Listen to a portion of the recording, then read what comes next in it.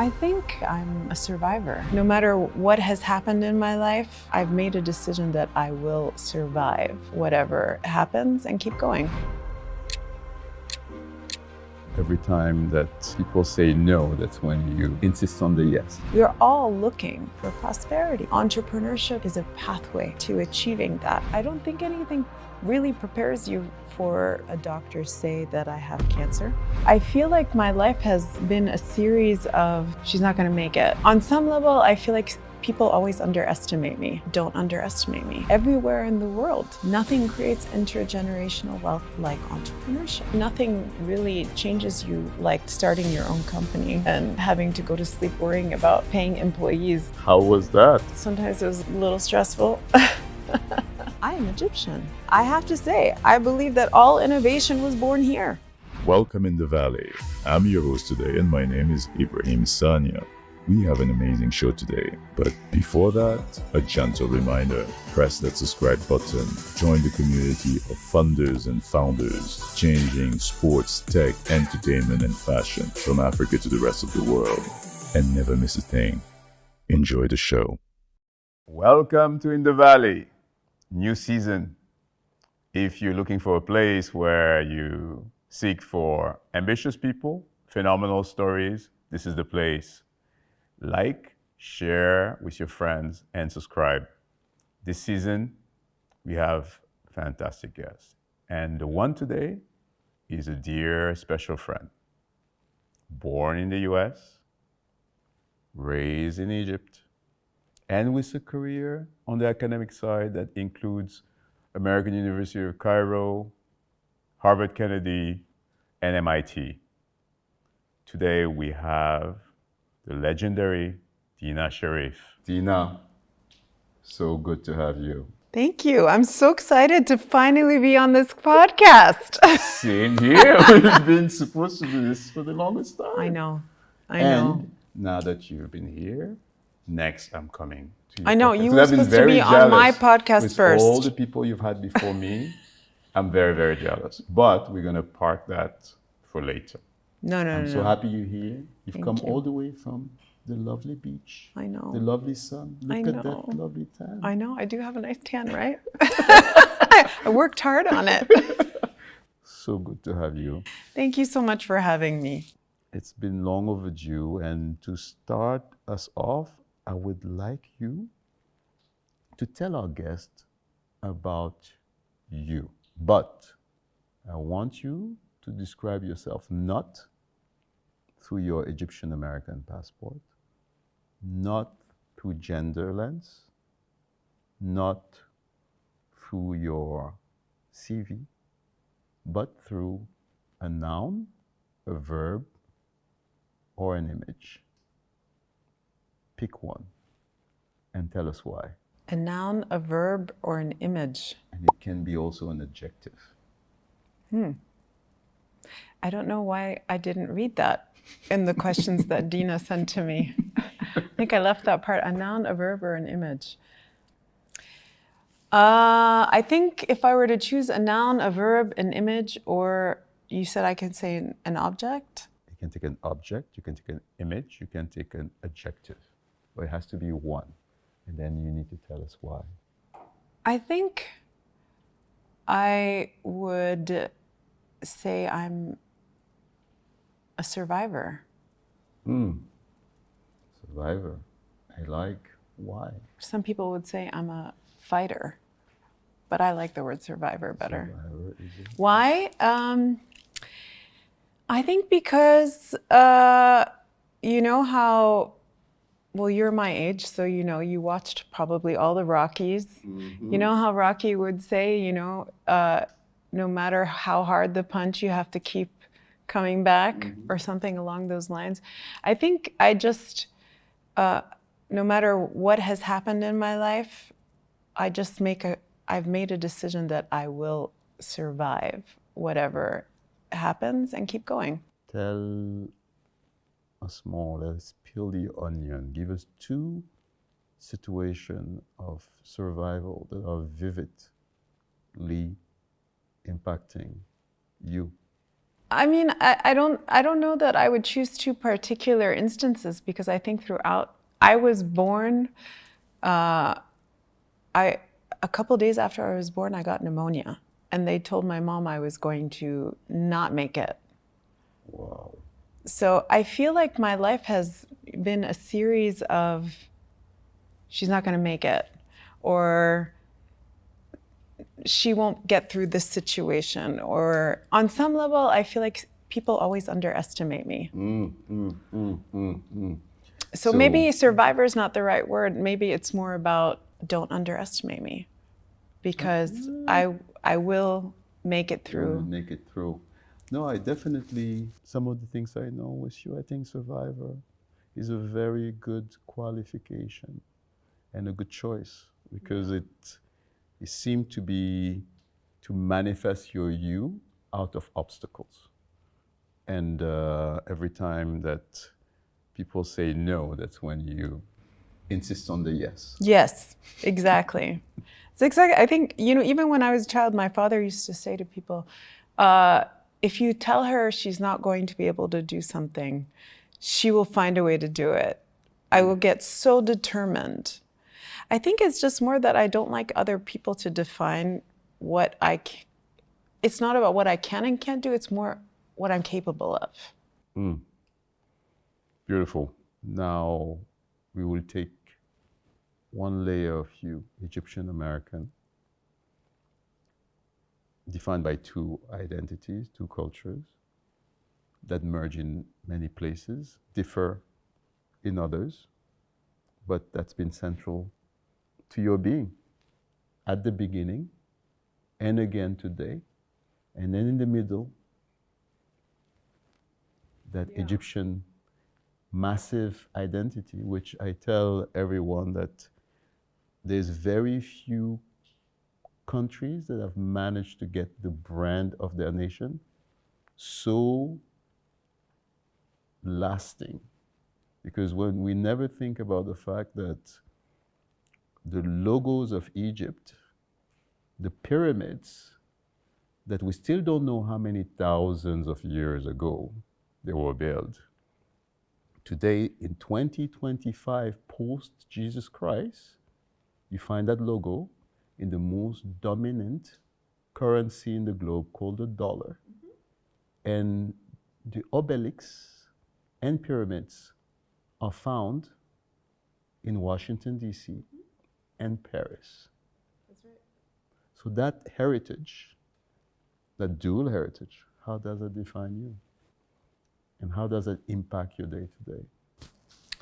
Well, identity is a very complicated thing. And I would lie if I said that identity wasn't extremely complicated for me, right? And it's not just about being Egyptian American, being born in America and then spending most of my life in Egypt. And it's also about being a woman. It's also about being Muslim. It's also about being African. It's about being Arab. There's so many things that are mixed into my identity. I'm an extremely proud Egyptian, I think if I were to say one word about Egypt, I would say Egypt is also a survivor. No matter what happens, Egypt will come back and will keep going, right? You didn't come to my conference this year. I forgive you. You didn't come to my conference this year. And I would make it up. Yeah, but the thing that I said when I gave my speech at the conference, and it was very intentional, and I'm the executive director of the MIT Kuo-Sharper Center for Prosperity and Entrepreneurship, right? This is the latest stint in my career. But this is a center at MIT that focuses on entrepreneurship and innovation in what used to be called, before I became executive director, emerging markets or developing countries or the global south. All of these terms I deleted. I don't know what they mean. And they have, no place in anything I do, because when people say the global south, sorry, Ibrahim, I know you say global south, so no offense to you, but I don't know what the south of what. Like, what is the south of? And I think it's a very intentional image that people in the West wanted to create, because south is below. And it's very interesting you would say that in a country where, when we talk about the Upper Egypt, is actually south. correct, Because, you know, upper is about the direction of how the river flows, right? and where it starts from. And so, and I didn't understand emerging. What does emerging mean? Emerging from what? And, you know, if you go to Europe, or if you go to the US, or if you go to any country that is considered advanced, are you trying to tell me that there's nothing emerging in those countries? So what gets qualified as emerging, and why is it developing? You know, there are all these words matter. Anyway, that's a long-winded, I digress, but it's a long-winded response to your question of my identity that is related to nationality, which is I am American, but also Egyptian. And in my opening speech of the conference this year, I said, you know, we talk about entrepreneurship and innovation in what we call growth markets, because the majority of the world's GDP growth is happening in our countries. Correct. Right? It's happening in 6 of the fastest growing economies in the world are here on this continent in Africa. And I said, you know, I am Egyptian. And I have to say, I believe that all innovation was born here. True. And so why are people coming to talk to me about innovation? Innovation happened centuries and centuries and centuries before the word innovation came into Western existence. Some technology that still we can Happened potential here. with the pyramids. Mathematics born here. Correct. Irrigation here in this continent. The Great Pyramids, engineering, medicine happened here on this continent. But yet we are being told, let us teach you about innovation. True. I don't say that. I say, let us reclaim our heritage. Love that. Right? Love that. Let us reclaim our heritage. And so I am Egyptian and I am American. I'm an extremely proud Egyptian. I'm not so proud to be American these days, but that's okay. But you know, America is a part of my identity. I was born there. My parents immigrated there. My dad, you know, left Egypt very young. He had just been married to my mother, and you know, they did like many people did. They went to build a life there, but eventually my dad said, I don't want my kids to be raised here, and sent us back. And I'm glad. I have zero regrets. I'm the youngest of my siblings, so I got the most of being raised in Egypt. And I loved every minute of it, and it shaped every part of who I am. And maybe on some level, the American part has perhaps created the very outspoken part of me, although I, you know, somewhere deep down, I think that would have happened no matter what. But That's the part we love the most. So I think it would have happened no matter what. But you know, yeah, Egypt is everything to me. And I think if my parents had bet money on who of their children would have ended up going back to work in the United States, it would they not wouldn't have been vetted me. you.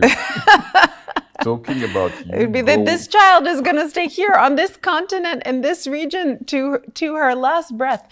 I will come back for sure. And even when I kind of rationalized why I took this position at MIT, there were different reasons why I took it. But when I rationalized it, I said, okay, maybe it's time for me to go and work in a country that doesn't understand the beauty of where we come from the way they should. And I took it as a goal to shift narrative. Mm-hmm. Talking about things that prepare you, it'll be good to hear about the last 2 jobs, the last 2 roles you held before MIT. And how do you think that those 2 roles prepared you for what you're doing today? Well, I don't know about 2 roles, because you know, in Egypt, we all have multiple roles, right? We do a million things at the same time. I don't know, you know, for a big part of my career, I always had a foot at the American University in Cairo, right? So I co-founded, like I helped build the what was called the Gerhardt Center for Philanthropy and Civic Engagement there. But even before that, when I did my first master's degree in economics at AUC, I took a part-time job working with Ibrahim before he took over and became the head of the Library of Alexandria, very young age. And when I co-founded that Center for Philanthropy and Civic Engagement, and eventually I left AUC, I started my own company, and then eventually I came back and I started the Center for Entrepreneurship and Innovation at AUC and went back to teach at the business school. AUC is a very big part of my life. You know, I discovered so much of myself when I was a student at the American University in Cairo. I will always be grateful for the education I received from that university. I mean, AUC is not like it's not an MIT or Harvard, but it's the MIT and Harvard of at the time of Egypt, of the region, of Africa. It was a big thing. Even in the Middle East. In the Middle East for the longest time. And I'm a proud graduate, double graduate of the American University in Cairo. I'm proud to say that I built 2 academic centers there. And, you know, I hope to one day go back. When I come back, I hope to go back to AUC again and teach there, do something different. I hope it's been a big part of, especially my job when I worked with Barbara Ibrahim and we built the Gerhardt Center for Philanthropy and Civic Engagement, and I wrote a book and I published a book and I published many things there. It really shaped me, and I think it shaped me partially because of the work I was doing, but also partially because of who I worked with. She wasn't the easiest person to work with, but the one thing that was very unique about Barbara Ibrahim is that she gave people space. Like, take your space. You want to do something, build something, go for it, take your space. And I think that that particular job helped me find my voice, right? And then, you know, nothing really changes you like starting your own company and having to go to sleep worrying about paying employees. And, How was that? It was, you know, sometimes it was a little stressful, but also very beautiful, right? Because you start building something on your own, you're building your own culture, nobody's dictating to you how to talk about something or build something or create a culture. You're doing that. And so you have to own the responsibility for every screw up and every success. And usually when you're a CEO, it's more the screw ups that, you know, make you lose sleep than the success part. But it's extremely fulfilling to build something, right? And I think there's nothing teaches you. I would say that there's so many things you learn when you're building a company and when you are given this title CEO. There's like nothing that transforms you like that. Because the buck starts and stops with you. So the lesson there being the buck stops and starts with you. Now tell us about the book, because these are 2 things you gave birth to. The first was the company and then the book. The book I co-wrote, right? But you know, that was another thing. We had just started the Gerhardt Center, and I said to Barbara, we should do a study. Like, we're here to talk about philanthropy and civic engagement in the Arab region, but we don't know anything we don't have enough data about philanthropy. We don't know where people are spending their money. And at the time, back in 2006, we did this research, you know, 2006, 2007. It was an 8-country study. It was the first of its kind. Nobody had ever written about philanthropy, let alone charity, in terms of transparency of data. You know, we're Muslim. You don't talk about where you give your money. You know, that's not what we do, right? You know, what is the saying? You give Anonymously. Always. You never talk about what you give. But there was this trend of people who are institutionalizing their giving. And when you institutionalize your giving and you build an organization around that, there has to be transparency and there has to be good governance in that process.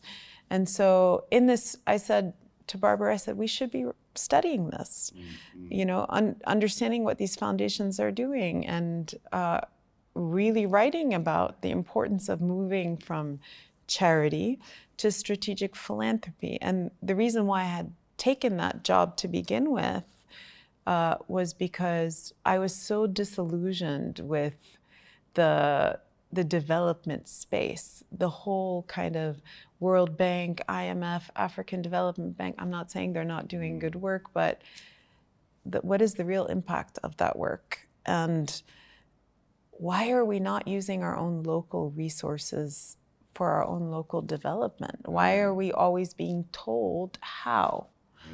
But that's a part of, you know, that's just another part of colonialization in a different form. And my goal is, I said, you know, the Arab region has so much money. If we institutionalize that giving and start investing in the betterment of our own societies using our own money, that is something that I could get behind. So that was why we did that study, and then Barbara and I decided to publish it as a book. But that book, which I think nobody talks about now, but that book was instrumental in changing language, and also opening up the kind of possibility of saying, if you are ready to be a philanthropist and you have that much money, institutionalize it and really make a difference. And now people talk about, you know, the book was called From Charity to Social Change, Trends in Arab Philanthropy. And we talked about moving from charity to strategic philanthropy. Now everybody talks about strategic philanthropy, right? And whenever I think about your story, I always think about the quote of Steve Jobs, which says that you cannot connect the dots looking forward. You only do it backward. And when you look at your career and you look at how you've been able to connect keywords, starting with obviously impact, philanthropy, social development, sustainable development, and then technology and innovation in the middle. Just see how it all assembled together and how you taking this organization where you gladly invited me to join the business circle. I'm still the most proud and most humble about that invitation. And I can see already how that heritage of you is at the center of the action. So I'd like you to really open the layers about where you want to take the organization. What would you see as a couple of key milestones you would like to see manifest, and for the benefit of who?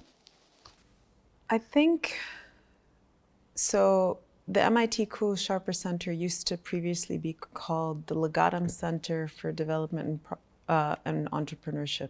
That's when I was invited. Yes. And By now, the time I arrived. That's right. We changed the name. Now we had a core donor, the Legatum Group, and that shifted now to Sayuri and Craig Sharper. They are both MIT alum.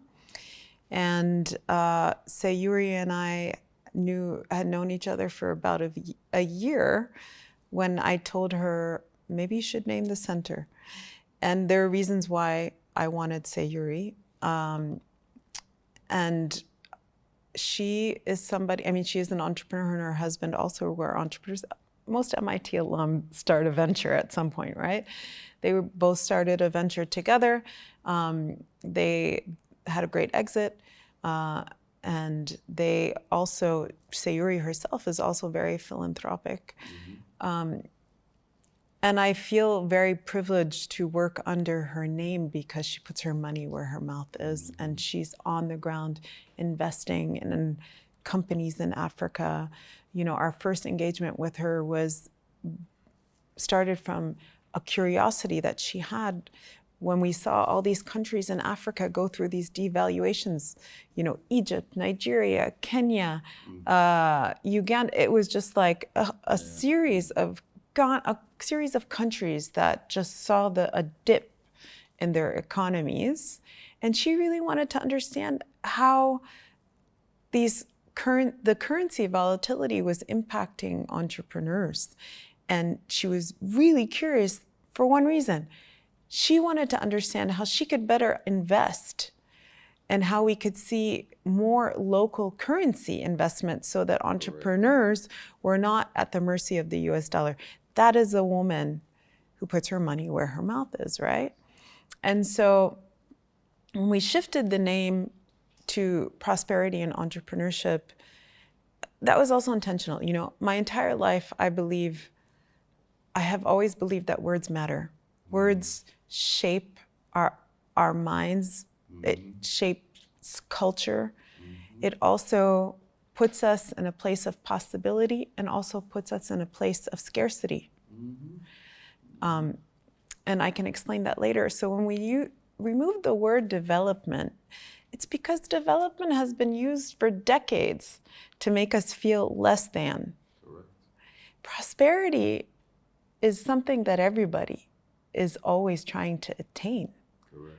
In our own individual lives, in the lives of our families, in the lives of our broader societies, in the lives of our country. Prosperity is something that your average American is seeking. It's something that your average Egyptian is seeking. We are all looking for prosperity. And entrepreneurship is a pathway to achieving that, you know? And I also, if you come to the conference, you also would have heard, you know, other than talking about how innovation always existed, I also spoke about the fact that my very existence and my life is a result of my grandfather choosing to be an entrepreneur. And he created intergenerational wealth. Everywhere in the world, nothing creates intergenerational wealth like entrepreneurship. Entrepreneurship is your pathway to prosperity, but it's not about just nations. It's how we achieve prosperity for ourselves, for our families. It's how we're then able to be philanthropists. And that is a story that is common to everyone in the world, and it doesn't create a difference between me as an Egyptian versus somebody as an American coming from an advanced economy versus a developed. I mean, come on. No, I love the themes. I was actually just reading something along the power of words, pointing to the meaning you give to the word people of color, because that alone makes him less people. Oh my God. You know, I want to tell you, when I went to the Harvard Kennedy School, somebody called me brown. And I said, are you talking about me? You're a part of the people of color. And I'm like, I don't know what that means. So we will stay politically correct. And I want to dive into one of my favorite projects of yours, which is your podcast, because actually that's how I met you digitally. You know, what I tell people is they don't realize that with the digital age, you can basically be a stalker of people and make them mentors, make them best friends without their approval. So even before we met, we were buddies. It was just not with your approval. I was listening to your podcast way before mine existed. So the first few episodes I listened to, what I loved was first the caliber of people and their geographies. So I'd like you to indulge us a bit about what inspired the podcast for you and the orientation? So the name of my podcast is Legacy of Purpose. Please, subscribe, listen, watch, Yes. Like, repost, please, share. And my team said, you should really start a podcast. And because I'm always pushing about language. I think I've agitated so many people because of my obsession with words, right? And I think my first obsession with words was very personal, because people would come and tell me, oh, we think you should be a part of some program that's about the empowerment of women, or we want you to come and sit in a World Bank or IFC board training certificate for women. And I would say, is there one for men? And the word empowerment was the first word that annoyed me, because I'm like, what does that mean? That's a fallacy. They're trying to tell women we're going to empower you. It's still a way to say we are less than, because nobody gives away power. Power is claimed. It was just like another way to trap women into the patriarchy. But when I agreed to do a podcast, I was like, okay, but what are we going to call it?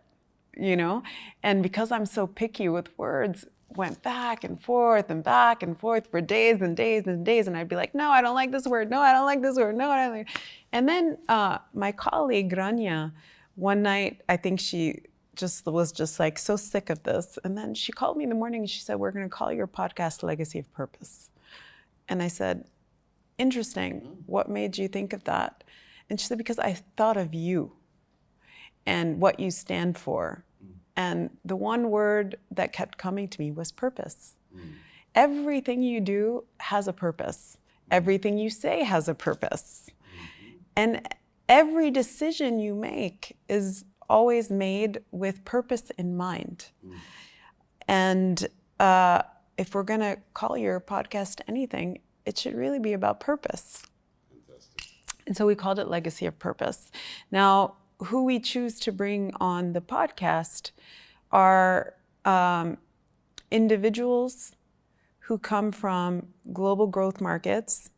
It could be people who also exist in an advanced economy, if we want to call it that, but who have a vested interest and who are doing very intentional, purposeful, meaningful work within countries, our countries.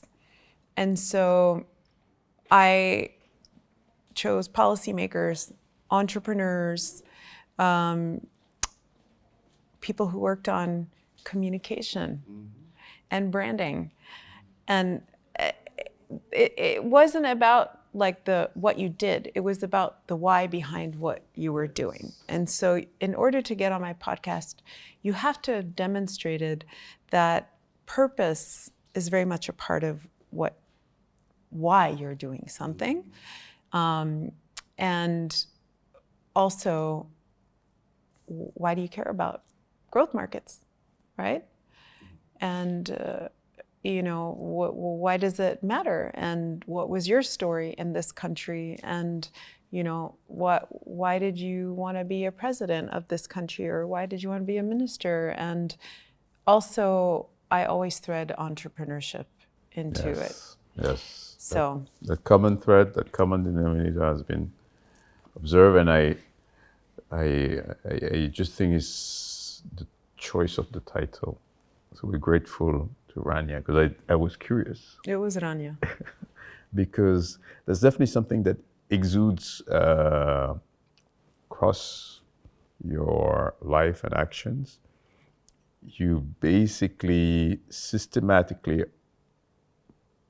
are forcefully doing the needful to have the eulogy you want. And that's why that title spells out the purpose, spells out the legacy, and the guest. The guest, while they may seem different from you from far, but they're far from different. Yes.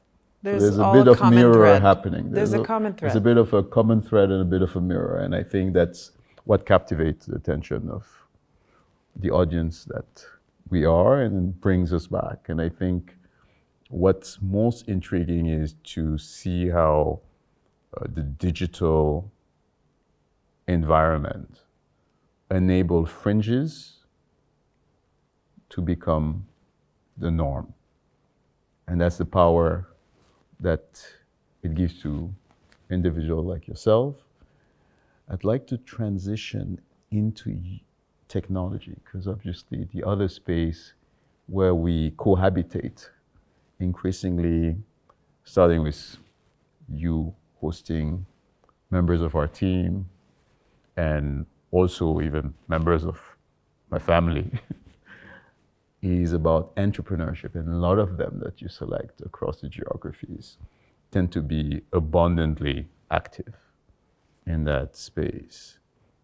What's your current view about Africa, technology, and Middle East, and how that word in the middle can help those geography claim the space that they are destined to have? Well, technology is a tool, right? And it's an accelerator. And it all comes down to how you choose to use it. I think my obsession with technology is similar to my obsession with entrepreneurship and how entrepreneurship creates wealth, but technology can create accelerated wealth. And if we think about Egypt or Senegal or Nigeria or any country in Africa, I think for reasons we all know, our growth was, what's the opposite of accelerated? Stagnant or decelerated. Is that a word? That's a word. I don't know. If it's not a word, we're creating it, right? Since we were colonized, we had forces that were pushing us backwards. Yeah, dampening our growth. And very intentionally dampening our growth. And I say, and people get very agitated when I say this, but it's okay. I've come to embrace that I tend to make people cringe sometimes, but that's okay. It's important to make people uncomfortable with the realities they have come to just accept. That that colonization ended. It did not. Yeah. Colonization did not end because we became politically independent. That's not what it is. Because our economies were never decolonized. Yeah. And to this day, our economies have not been decolonized. There are always foreign forces extracting our minerals and our resources, our best humans. There's always something that is extracting from this continent. And then there are the forces of the DFIs who are giving all these conditions to governments in return for taking these big loans. And for decades, countries would take these loans and go in debt. But entrepreneurship was never a core part of the agenda. No. Our private sectors in Africa continue to be minuscule. Minuscule and intentionally. And even a lot of those, DFIs will tell you need to work with a recognized international partner. So you're like, okay, we're going to take your money, but the industrialization is going to happen with a country or a player from your country. How am I progressing? US aid was the biggest, money go in, right back out, And the attack on the Chinese is basically a moment of criticizing yourself, right? Because China at least was straightforward saying, I'm going to give you the money. It's not leaving China. You're going to use a Chinese company to do it. They're pretty straightforward about it. But when you look at the math, what was done 50 years consecutively from all the Western DFI was just that, including the consultant to come and do the study for the money they're going to give you for you to use equipment from their country. And we don't need to spend too much time talking about that, but the point being that our economies need to be decolonized. And we need to see growth accelerated. And how's that going to happen? We need to use technology. And we need to see more innovation-driven entrepreneurship happen on this continent. And, you know, I always ask the question, like, why in the big space of, and that's, I mean, I studied development economics and I worked in development for years and years. And, you know, when I started my company, it was to say, enough, I'm going to work with the private sector because we're never going to prosper if we don't see our private sectors expand exponentially. That was why the Legatum Center originally was created.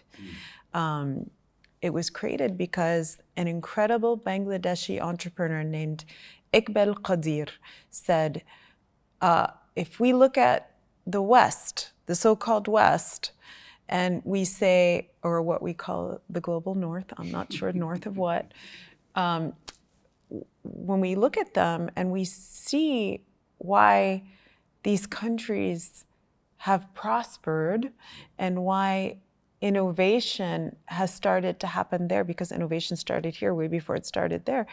And it was all because of rapid industrialization, a rapid expansion of private sector. I mean, we don't need to get into, you know, how that industrialization happened and who was abused and who wasn't abused to be able to see that. Who was the AI of the time? Right. Doesn't matter. We don't need to get into that. But the point being that the center where I work at now was created because an entrepreneur said, we are never going to be an advanced economy unless we triple, quadruple down on entrepreneurship. And that has to be the pathway to achieving sustainable prosperity. And it's not just any entrepreneurship. It can't just be, you know, when the UN and the World Bank, initially it was all about small and medium enterprises, which are important. But how come nobody ever said to these countries, you need to invest money in R&D? You need to work on building your own innovation capacity. There are reasons why that didn't happen. But the point being is that I have a very strong belief that in order for prosperity to happen, we need to use technology to accelerate that prosperity, but we also need to be building our own innovation capacity, which means we cannot be net consumers of innovation because that continues to put us in a place of dependency. And we need to work on being put in a place of independence, economic independence. Economic independence can only happen if we are creating our own innovation. And we are building our own comparative advantage using our innovation capacity. So we have a lot of R&D that happens in Africa, but what happens? Scientists are publishing papers get put on up in a drawer, and that's it. No one's commercializing it. And even when we talked about the birth of entrepreneurship and innovation ecosystems in Africa, and you and I were just talking about the Big Four, I mean, was deep tech innovation ever a part of the language that anybody used in Africa? You know, for the most part, our entrepreneurship or the tech-driven entrepreneurship on this continent has stayed in the digital space, and it has been built around the kind of taking of technology created elsewhere and contextualizing it, which is fantastic. I am in no way belittling that. It was absolutely needed. It was a fantastic start. But now we need to be thinking about building our innovation capacity, seeing more innovation-driven entrepreneurs. And when I say that, I say we need to move down the continuum of innovation. And at the center, we say innovation is a continuum. Digital is a part of that. But then we need to move down And we need to be thinking about deep tech. And we need to think about, how we can commercialize R&D that is being done to solve our own local problems. So, Dina, this morning, while I was doing my morning walk, I was listening to a short podcast, which was in essence reminding me about the law of attraction. That it's all about not chasing, but aligning with your identity, your authenticity, and it comes to you naturally. But there has to be a bold moment of awareness to allow you to recalibrate so that you attract. There's also a Confucius quote that I love, which goes as follows, which says, every single human being has only 2 lives.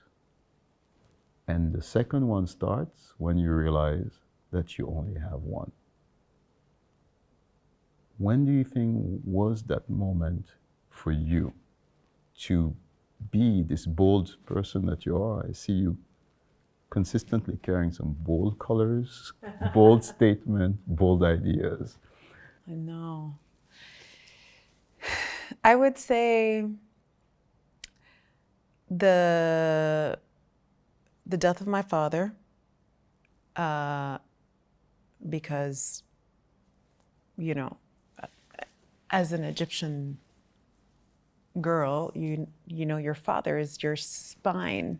We say, your father keeps your back straight and has your back. And I think that was kind of the first time that I really thought, oh, shit, how do I even function? Like, how do you live without a father? And the first thing I said when my father passed away was, I'm too young. I was 35. I had just started my company. I said, I'm too young to be without a father. But I don't think I quite learned the lesson yet. I think what really, really drove home that I only have one life to live was hearing a doctor say that I have cancer, because I think nothing prepares you for the words of, I'm very sorry to have to tell you that you have a very rare cancer type, and that it's ovarian cancer at the age of 41. Right, so there goes your chance of having ever. I didn't have children, but there goes it. That was it. But I don't think anything really prepares you for receiving a diagnosis like that, right? And I think it was just a moment of, I was very lucky. It was caught very early. This could have led, this could have ended in a very different way. I chose a very alternative path, and how I went about my treatment, and I consider that a part of the fact that I'm privileged and I'm educated and I can do my own research and ask my own questions. Not everyone has that privilege, and I think people would be like, "Oh my God, you're so young to have been diagnosed with cancer." I mean, obviously there are way younger people, but people would still say, "Oh, you're so young." And now I say I'm so grateful, because it actually pushes you to take a look at your life. And a lot of people, I deleted a lot of people from my life after that. All the people who, I think I just kind of divided up who are people who are breathing life into your existence versus who are people who are sucking the life out of your existence. Yeah. And it was more like cleanup. And then the big question came of, actually, I always saw myself as an extremely healthy and strong woman. And all of a sudden I was like, oh, do I actually have a weak body, or what is happening? And am I not taking care of my body? And what am I doing? And there are so many realizations that came as a result, right? And then, you know, not too long after, I lost my brother to COVID, and there is nothing more traumatic than losing a family member in the midst of a pandemic. And, you know, even now, if I say, people will say, oh, I'll say, oh, I lost my brother. Oh, how did he pass away? And I'll say, during COVID, they'll be like, oh my God. It's as if people forgot that people actually lost people during, it was a pandemic. I almost went. And you almost went, so right? Definitely, that was my moment. But yeah, those moments are hard. Those moments are hard. Right? When you kind of dance with death. Mm-hmm. Or when something happens that is super final and you're reminded that death is at everyone's doorstep. And it's easy to go. But when you come back, you come back different. And I'm very grateful for you sharing these vulnerable moments, especially 3 in a row. I can only imagine that sequence couldn't be easy. Father, yourself, your brother. Definitely sure that shakes one to the core. But I love the terms you've used, which are cleaning up, clarity away from chaos. That's how you attract. And fundamentally, when you look at everyone that goes into that second life, there's something that shakes the core and enables you to think correctly, which is stepping away from the chaos, filtering out, and getting into your zone. And clearly, a lot of what you're manifesting now is abundantly clear. So I never thought of it that way, but maybe. I think you just start realizing that you need to stand in your purpose. Mm-hmm. And you need to stand in your purpose strong, because if you don't exist in the next minute,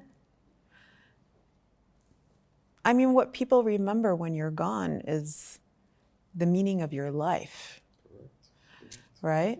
And how you made them feel, or what you did. Yeah. What you did.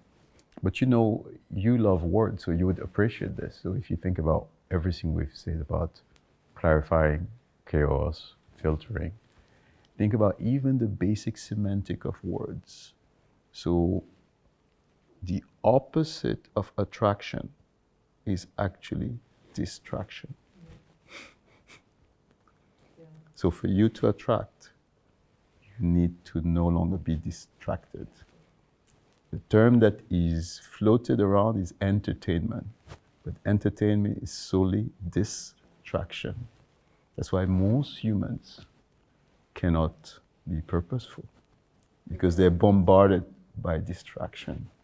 When you're distracted permanently, you struggle to attract. I love that. Words are very powerful, in plain sight and powerful. And most people don't get a chance to see the obvious. That's why one thing that can shock people is when they see an Arab Christian, like, oh, I thought you were Muslim, forgetting that the Christian number 1 is an Arab Palestinian called Isa. But it's in plain sight, but we remain distracted. I mean, you know, in Egypt, you know, the Coptic Christians think they are the original Egyptians. It's true, they came, you know. Yeah. But the original Jew is an Egyptian called Moses. Mm-hmm. That's right. That's why I say everything here in this country, it all originates here. Or in the Arab region. Yeah. No, but even I have great discussion with my Egyptian friend, and I remind them that even the original builder of the Kaaba is Ibrahim and his son Ishmael, That's right. that left Egypt. That's right. So if That you is look at right. all three, That's right. there's an original point. This used to be the Silicon Valley of the religion technology. All the founders had a root here. And it used to be the Silicon Valley of so many other things too. It will be again. I believe Egypt continues to rise and surprise. It always does. Well, at this juncture, we're going to go into some firework questions. Are you ready? I guess I'm going to have to be. I need to ask you one question before that, which is, what's your vision for investment in Africa? And how do you see the future of that? My vision for investment in Africa. You know, honestly, I think my vision is very simple. My vision is to continue to shift the narrative of Africa to one of a place of abundance and a place of dynamism, and to remind everyone that Africa provides endless amounts of minerals to the world that they cannot survive without. And that I have a very firm belief that if Africans start owning their narrative again, and if they remember that there was a time when colonization came in, that this was a continent that was wide open, with trade moving in every direction, and there was abundance, and there was prosperity. And we need to go back and remember ourselves first. We need to remember that heritage. We need to own it. We need to reclaim our own narrative. And once we do that, I believe that endless investment will follow, not from outside of the continent, but from Africans, to other Africans, right? Because what happens with Africans who have money? They take their money elsewhere. We want their money to stay here, but we need to first believe in ourselves and remember and have pride in who we are and where we come from. Beautiful, beautiful. What stand out to you about being in the Valley? Oh, I don't know. I mean, I would listen to your podcast and I would just feel joy. And you give joy. I mean, your podcasts have joy and meaning and depth. I'm about depth. Yes, and that we share, and that's why I can't wait to be on your podcast. Because it's coming next. It's coming, and I know I'll be grilled. Rapid fire questions. If you could instantly master any skill, what would that be and why? Oh my God. One sentence, 2 max. Any skill. I think I need to learn how to code. No, I don't need to learn how to code anymore. AI is here. ChatGPT is here now. I think if there's like one skill that I want to master, it's not a skill, it's a virtue. And that would be patience. I'm onto that. It is definitely a rare commodity. Uh-huh. Are you a morning person or a night owl? Morning now. Used to be night owl. Age, man. Wisdom. Sure. If you could teleport yourself anywhere right now, where would you go? Back to the beach. Back to the beach. All right. And we are again so grateful for extracting teleport, you from the beach. By the way, I would not beyond teleport. humble. Don't worry, I wouldn't teleport myself anywhere. This is exactly where I want to be. This time today. This time today. What's one thing about your company that people don't know? About the Kuo-Sharper Center? That people don't know. I would say that we are one of the most diverse teams at MIT. Team and circle. And I've 100%. attended virtually. That's right. These board meetings. Our team and our I've business seen circle. the people nominated. That I mean, beside talking to you and understanding your why, and obviously being a fan of your podcast, which did bribe me immediately, I would say the membership, the diversity of the membership is what I love, puzzled me, and I think will continue to attract the same set of people. Books or audiobooks or podcasts that In the Valley. in the Valley. Okay. Podcast. Like, no, for real. I'm not saying that. I was listening to this podcast before. So I need to hear others. I listened to Mo Gaudet's podcast, Okay. Quite He's religiously. a favorite Yeah. of mine too. I mean, I read his book before it was published, and he's had a profound impact on my relationship with death, on how I think about positivity and what that means to my ability to live a life. I'm not talking about happiness. I'm talking about positivity, right? I hear you. And then books. Oh, Heart of Darkness. Oh, I haven't. Heart of Darkness. That was I'm adding it. That's first introduction to the evils of,